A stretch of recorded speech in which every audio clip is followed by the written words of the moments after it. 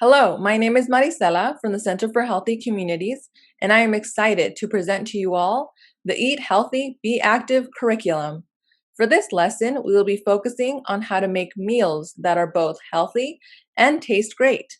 This promotes health, helps to prevent disease, and promotes the amount, types, and level of intensity of physical activity.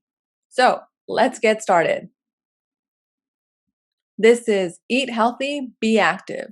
Enjoy healthy food choices that taste great. Now, these next two slides are the dietary guidelines and curriculum overview of Eat Healthy, Be Active. This information will be repeated in each lesson I post for this specific curriculum. If you'd like to skip past it, please refer to the bio below, where we provide timestamps indicating the start of each topic we'll be covering in this video. The Dietary Guidelines. This lesson is based on the Dietary Guidelines for Americans and the Physical Activity Guidelines for Americans. The Dietary Guidelines provide science-based advice for making food choices that promote good health, a healthy weight, and helps to prevent diseases. The Physical Activity Guidelines provides recommendations on the amount, types, and level of intensity of physical activity needed to achieve and maintain good health. For more detailed information on the dietary guidelines, visit choosemyplate.gov. And now the curriculum overview. Everything you eat and drink over time matters. The right mix can help you be healthier now and in the future. Start with small changes to make healthier choices you can enjoy. Find your healthy eating pattern and maintain it for a lifetime. This means make half your plate fruits and vegetables. Focus on whole fruits and vary your veggies. Make half your grains whole grains. Move to low-fat or fat-free milk or yogurt. Vary your protein routine.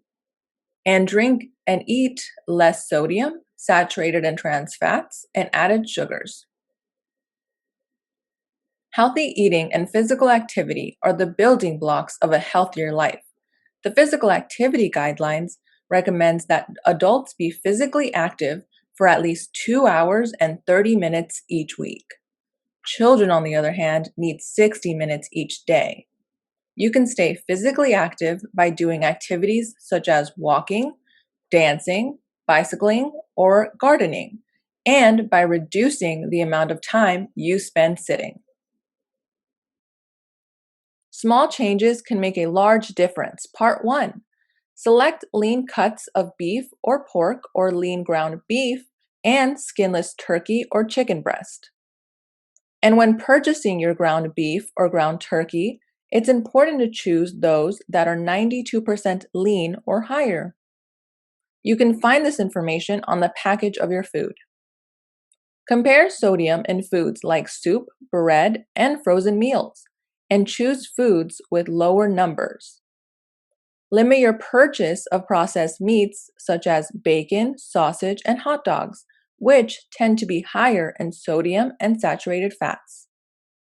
Choose legumes like black or kidney beans or black-eyed peas or tofu as a main dish or part of a meal as protein sources. Small changes can make a large difference. Part 2. Try seafood instead of meat and poultry. Aim to eat about 8 ounces of seafood per week. Choose whole grain cereals that don't have frosting or other added sugars. Add flavor to hot whole grain cereals with dried fruit, vanilla, and/or cinnamon. Make half your plate fruits and vegetables, especially nutrient-packed fruits and vegetables that are red, orange, and green, as well as legumes like black or kidney beans or black-eyed peas. Choose frozen vegetables without sauces and canned vegetables that are lower in sodium. Small changes can make a large difference. Part 3. In addition to fresh fruits, use canned, frozen, and dried fruits. Look for the canned fruit lowest in added sugars. And be sure the can is filled with 100% fruit juice and not corn syrup. Choose water, fat-free, or low-fat milk or fortified soy milk, or 100% fruit or vegetable juice as drinks rather than regular soda, sports drinks, energy drinks, fruit drinks, and other sugar-sweetened drinks. Instead of a big dessert like regular ice cream, cake, pie, or cookies, try a piece of fresh fruit or a frozen 100% fruit bar, or split a smaller dessert with a friend. Understanding the nutrition facts label. This fantastic tool makes it easier for you to make informed food choices that support a healthy diet. It does this by providing you with a summary of information about the food products you buy. Information such as the servings per container. This section shows the total number of servings in the entire food package or container. One package of food may contain more than one serving. Some containers may also have a dual column label, which shows both the amount of calories and nutrients in one serving and in the entire package. Information such as servings per container. This section shows the total number of servings in the entire food package. One package of food may contain more than one serving. Some containers may also have a dual column label, which shows both the amount of calories and nutrients in one serving and in the entire package. The serving size is based on the amount of food that is customarily eaten at one time. The nutrition information listed on the nutrition facts label is usually based on one serving of the food. However, some food labels may also display the nutrition information for the entire package as a whole. When you're comparing calories and nutrients in different foods, check the serving size in order to make an accurate comparison. Calories refer to the total number of calories or energy supplied from all sources in one serving of the food. Those sources being fat, carbohydrate, protein, and alcohol. To achieve or maintain a healthy weight, balance the number of calories you consume with the number of calories your body uses on a daily basis. Generally, it's recommended to consume about 2,000 calories a day. However, your calorie needs may be higher or lower and vary according to your age, gender, height, weight, and physical activity level. As a general rule, remember, foods that are 100% calories per serving is moderate. 400 calories or more per serving is high. The percent daily value shows how much a nutrient in one serving of the food contributes to your total daily diet. Use the percent daily value to determine if a serving of the food is high or low in an individual nutrient and to compare food products. But be sure you're also checking that the serving size is the same when making the comparison. If the percent daily value of a nutrient is 5% or less, then that tells you that the specific nutrient per serving contributes a low amount to your daily diet. If the percent daily value is 20% or more, then that tells you that that specific nutrient per serving contributes a high amount to your daily diet. And lastly, nutrients. The nutrition facts label can help you learn about and compare the nutrient content of many foods in your diet. Use it to choose products that are lower in the nutrients you want to get less of and higher in the nutrients you want to get more of. The nutrients we want less of are saturated fat, trans fat, sodium, and added sugars. Diets higher in these nutrients can increase the risk of developing high blood pressure and or cardiovascular disease. Get less than 100% daily value of these each day. However, please note that trans fat has no percent daily value, so use the amount of grams as a guide instead. Now, the nutrients we want more of are dietary fiber, vitamin D, calcium, iron, and potassium. Most Americans don't get the recommended amount of these nutrients, but acquiring diets higher in these nutrients is very important because it can decrease the risk of developing diseases, such as high blood pressure, cardiovascular disease, osteoporosis, and anemia. As a goal, try to get 100% daily value of these nutrients on most days. Tips for healthier choices and using the nutrition facts label. The Dietary Guidelines recommends a healthy eating pattern low in sodium, saturated and trans fats, and added sugars. Sodium. Reduce daily sodium intake to less than 2,300 milligrams a day.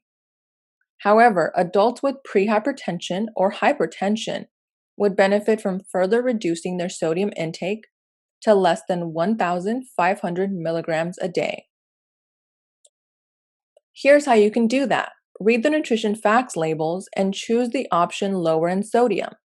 Choose fresh, frozen with no sauce or seasoning, or no salt added canned vegetables. And choose fresh poultry, seafood, pork, and lean meat, rather than processed meat and poultry. And lastly, choose to eat at home more often. Cook foods from scratch to control the sodium content of dishes. You can do this by limiting sauces, mixes, and instant products like flavored rice, instant noodles, and ready-made pasta. Instead, flavor foods with herbs and spices instead of salt. Saturated fats. Consume less than 10% of calories from saturated fats. Here's how. Read the nutrition facts labels and choose an option lower in saturated fats and higher in unsaturated fats. This includes polyunsaturated and monounsaturated fats. Choose lean meats and poultry and fat-free or low-fat dairy products instead of fatty meats and poultry and whole or 2% dairy products. For entrees like sandwiches, stir fries, and rice bowls, opt for more veggies and less meat. And choose little or no regular cheese and other toppings with saturated fats. Trans fats. Keep trans fats consumption as low as possible. Here's how to do that. Limit foods with partially hydrogenated oils or foods that list trans fats on the nutrition facts label. Added sugars. Consume less than 10% of calories from added sugars. Here's how. Drink water instead of sugar-sweetened beverages like regular soda, sports drinks, and juice drinks. Limit portion sizes and only eat a few snacks and sweets with added sugars, like cakes, cookies, pie, and ice cream. Choose unsweetened or no sugar added versions of canned fruit, fruit sauces such as applesauce, and plain yogurt. Healthy choice alternatives. Here are a few healthy alternatives to the following food types: meat, fish, and poultry, cereals, grains, and pastas, baked goods, dairy products, fats, oils, and salad dressings, and miscellaneous. And don't forget to also check the food labels of these alternatives to compare calories, saturated and trans fats, sodium, and added sugars in each product. And don't forget to also check the food labels of these alternatives to compare calories, saturated and trans fats, sodium, and added sugars in each product. Meat, fish, and poultry. If you usually buy cold cuts or lunch meats, bacon or sausage, regular ground beef, beef chuck, rib, or brisket, frozen breaded fish or fried fish, and chorizo sausage, try these options instead. Low fat, reduced sodium cold cuts like turkey or chicken, Canadian bacon or lean ham, lean ground beef, at least 92% lean and 8% fat, or lean ground turkey, beef round or loin trimmed of external fat, fish or shellfish, unbreaded, fresh, frozen, or canned in water, and turkey sausage or vegetarian sausage made with tofu. Cereals, grains, and pastas. If you usually buy pasta with white sauce, pasta with cheese sauce, white rice, or pasta, try these instead. Whole grain pasta with red sauce, whole grain pasta with vegetables, and brown rice or whole grain pasta. Baked goods. If you usually buy croissants, donuts, sweet rolls, muffins, scones, or pastries, party crackers, and frosted cake or pound cake, try these instead. Whole grain rolls, whole grain English muffins or mini bagels, whole grain crackers, choose lower in sodium, or air popped popcorn, fruit, fresh, frozen, or canned without added sugars.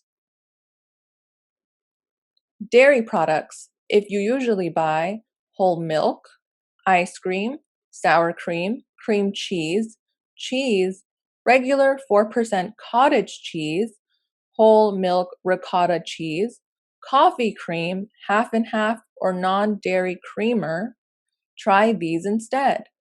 Fat free skim milk, low fat 1% milk, evaporated milk, or a fortified soy milk, low fat or fat free and no sugar added versions of ice cream or frozen yogurt, plain fat free or low fat Greek yogurt or fat free sour cream, light cream cheese or fat free cream cheese, reduced calorie or fat free cheese, part skim cheese, low calorie processed cheese, fat free or low fat 1% cottage cheese, part skim milk ricotta cheese, and low fat 1% or fat free milk or non fat dry milk powder.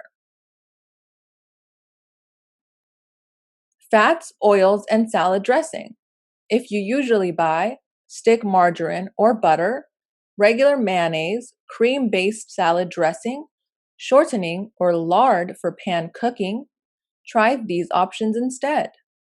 Olive oil or tub margarine with no trans fat, mustard or fat free or light mayonnaise, olive based salad dressings such as vinaigrette, lemon juice, or wine vinegar, and a small amount of oil or non-stick cooking spray for stir frying or sauteing. And lastly, miscellaneous. If you usually buy canned cream soups, gravy, salted or flavored nuts and seeds, try these instead. Canned broth-based soups that are low sodium, gravy mixes made with water or homemade with the fat skimmed off and fat-free milk, and unsalted plain nuts and seeds. Cut down on sodium and reduce your sodium salt intake.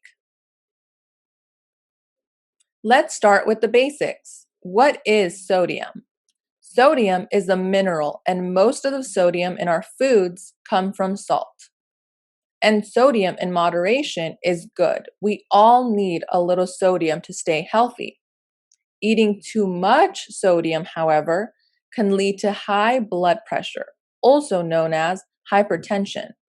High blood pressure can raise your risk of having a heart attack or stroke.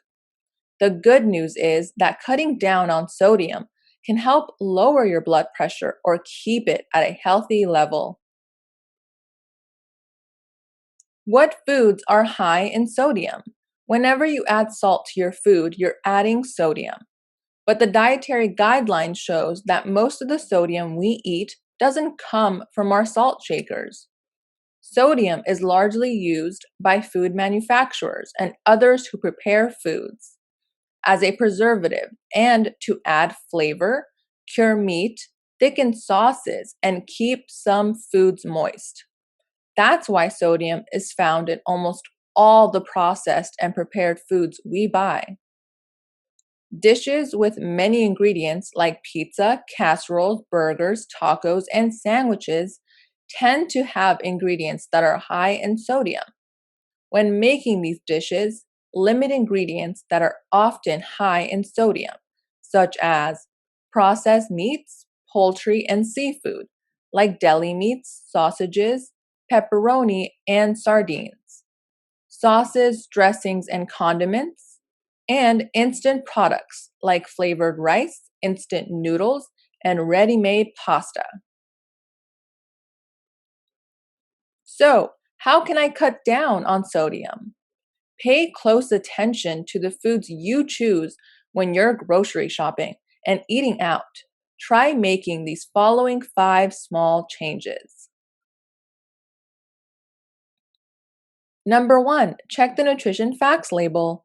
Before you buy a food or drink, look for the amount of sodium on the nutrition facts label. Compare different options and choose the one with the lowest amount. You can also look out for foods that are labeled low sodium, reduced sodium, or no salt added.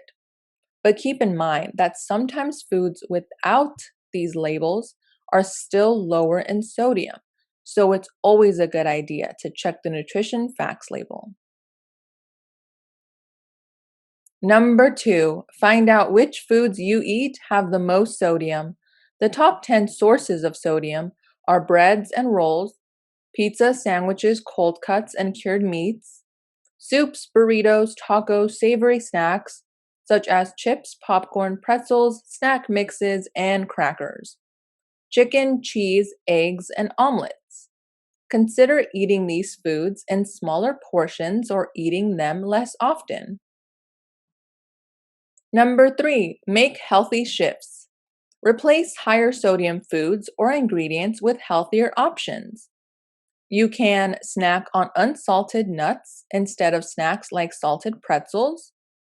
Choose fresh, skinless chicken and turkey, lean meats, and seafood instead of processed deli meats or sausages. Go for fresh, frozen vegetables without sauce and canned vegetables with the least amount of sodium. When eating out, you can ask for the written nutrition information and look for items that are lower in sodium. Get dressings and sauces on the side and add only the amount you need to your meal. Ask to have no salt added to your food. Number 4, cook more at home. Making your own meals instead of eating out at restaurants or buying packaged foods. It's a great way to eat less sodium because you're in control of what gets put into your meals. To add flavor, use spices instead of salt or packaged sauces and mixes.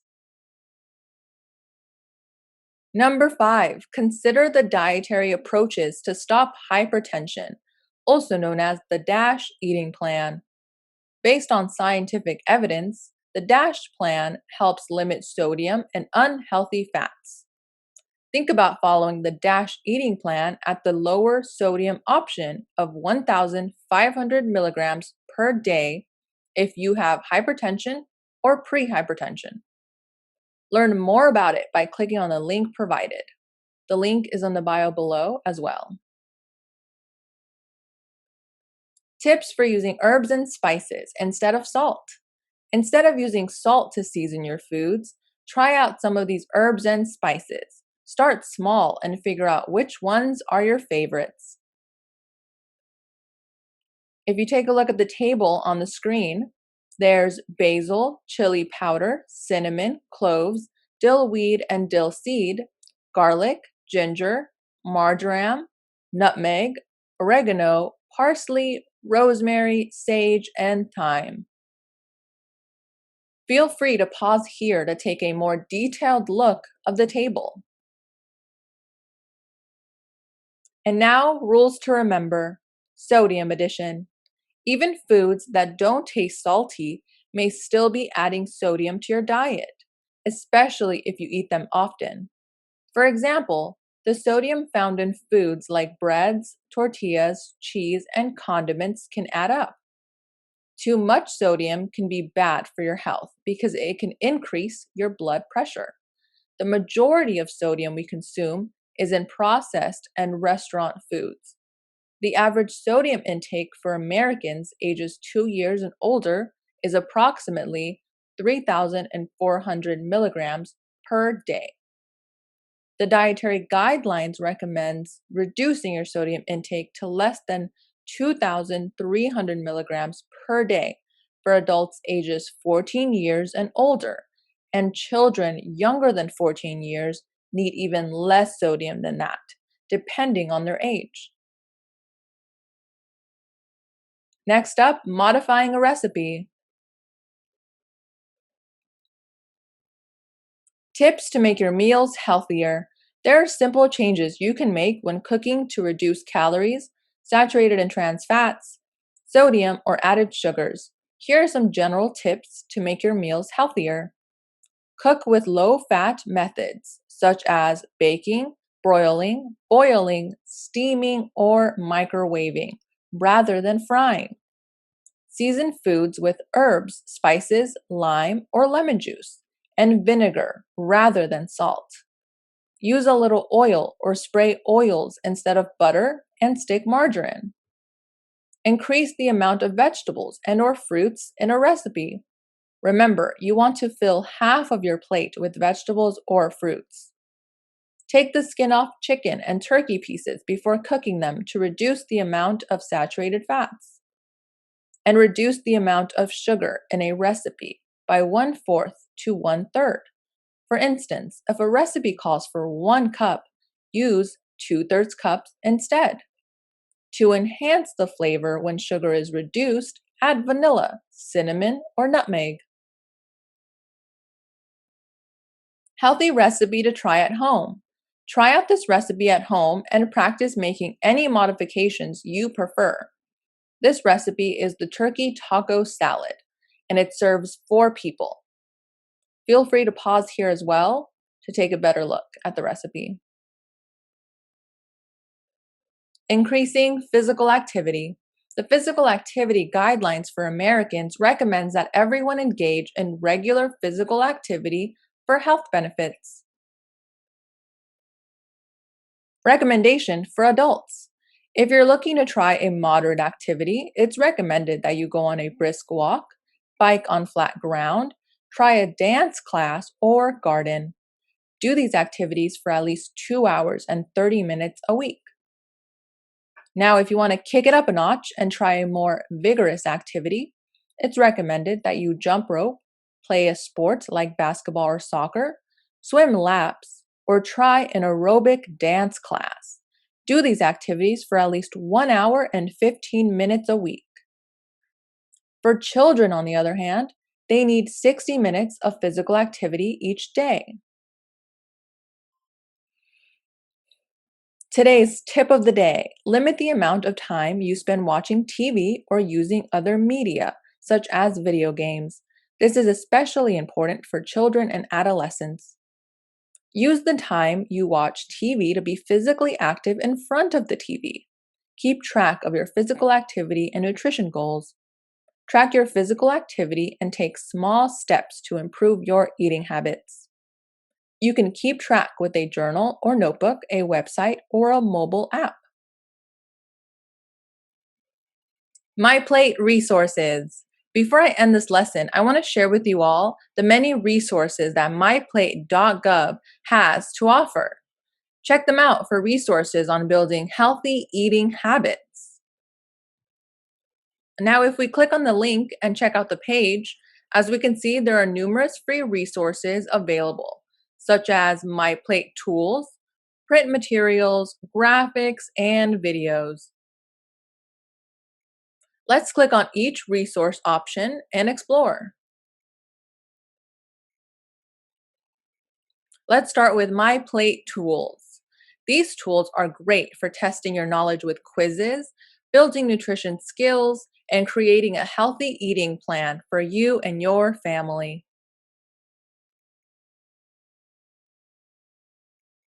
As for the print materials, these resources are available to explore and download as PDFs.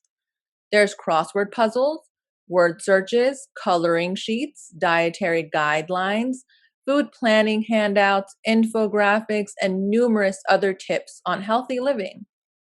And these are all kid friendly as well. As for the graphics, there are also MyPlate graphics and infographics available to download.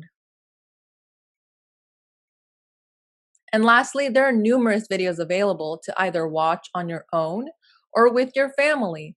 These topics include Start Simple with MyPlate, MyPlate My Wins, and MyPlate My Wins Family Video Series. Take some time to explore these resources for yourself. You never know, you may end up learning something new. And now for the discussion questions. How much do you think you retained from this lesson? Review and test yourself by answering these following questions. Number 1, if you're looking to purchase ground turkey or ground beef, what's the recommended percent of lean that it should be? Number 2, what does the percent daily value help you determine when it comes to the nutrients you consume? Number 3, name the nutrients that we should be aware of and limiting in our diet. Name the nutrients we should be consuming more of and want in our diet. Number 4, what are 3 things you can do to cut down on your sodium intake? And now for the recipe demonstration presented by Ayla. Hello everyone and welcome. Today we are making peanut butter and banana smoothie. Because it is such a quick and simple recipe, I decided to go over a little bit about substitutions and then just give a sneak peek to the recipe. Okay, so for substitutions, we'll start with the liquid. You may use another alternative to milk. So if you are someone who prefers like a plant-based beverage such as almond milk, cashew, hazelnut, or even soy milk, you may go ahead and do so, and you can substitute it as a 1-to-1 ratio. However, I don't recommend using water as a substitute. It may just bring down the flavors and it just won't make it pop when you make the smoothie. So, however, if you wanted to try it with water, you are more than welcome to do so. Now, nut butter. So many of us love peanut butter. If you don't have that in your cabinet, you can use with what you have and just work with it. If you prefer to try something else like almond butter, cashew butter, or walnut butter, go ahead and do so. But if there is an allergy in the household, something to try and consider would be sunflower seed butter or even tahini. Tahini is made from sesame seeds, so it'll kind of give it that toasty, nutty taste. And then if you wanted to add something extra into the recipe, so you can try 1 handful of spinach if you'd like, or perhaps like 2 tablespoons of oatmeal just for like a little bit more fullness and thicker consistency. However, you can just go based off the recipe itself. Those were just some suggestions there for you. All right, and so here is the recipe. You can see that there's not much to it. We have 2 bananas, 1/4 a cup of yogurt that is 1% or low fat plain. The reason why we're going to be using plain yogurt is because the flavored yogurts have a high amount of added sugar to it, and that's what we kind of want to steer away from. Also, to this recipe, we want to focus on the banana and peanut butter that's combined, and we kind of don't want the added sugar to overpower that. And then we have the milk, and then your nut butter of choice, and it is optional if you wanted to add 1 teaspoon of honey. Perhaps you'd rather do maple syrup. It's completely up to you. And then what you'll need is a blender, a knife to chop your bananas into thick chunks, and then a cutting board, measuring spoons, measuring cups. And then you'll just place all the ingredients into the blender container and cover, and then you'll just blend it until smooth. And then you serve it. So one suggestion that we have with the bananas is that they are frozen. This will create that thick smoothie, more like a milkshake consistency. If you don't have frozen bananas or you don't have time to freeze it ahead, that's okay. You can use just bananas that are on the counter. If you are someone who likes a ripened banana and you want that banana flavor to kind of overpower, the more ripened the banana is, the more intensity the flavor will be. Or you can swing the opposite way and just get it just when it's like slightly yellow with a little bit of green, and use it into your recipe, and it'll be a little bit more mild. So whichever you prefer. All right, so peanut butter smoothie recipe, super fast, easy, simple. I'm using a frozen, very ripe banana here that's cut into quarters, and then I'm just adding 2 tablespoons of yogurt because I cut the recipe in half. I only wanted 1 serving because I am 1 person. And that's the great thing about eFresh.org, is that you can actually adjust the serving size and the recipe changes along the way. So adding the milk next with using a liquid measuring cup. However, if you don't have one, that's okay. You can use a regular measuring cup. This just makes it a little bit easier without any spills. This recipe, it's quite fast. It's great for a snack that if you are someone who's on the go and doesn't really have that much time in the morning, this can work out. Maybe you're busy running errands or cleaning. This is maybe a snack just to hold you over into your next meal. For me, this was something that I decided to snack on before my breakfast after a very early morning run. So it doesn't matter when you want it. It's so simple and fast that it can be great for the person that's on the go. And the blending process, it probably took about 2 minutes with my blender. But it may be faster for some of yours. If you wanted to add any extra stuff to it, go for it. All right, and that's it for this banana peanut butter smoothie. I'm just scooping out the very last bit of it, and it probably was just about 8 ounces or so. Hope you enjoy it. And that'll complete today's demo recipe of the peanut butter and banana smoothie. Thank you for joining me. I hope you enjoyed this lesson and learned a little something about healthy food choices. Have a great day.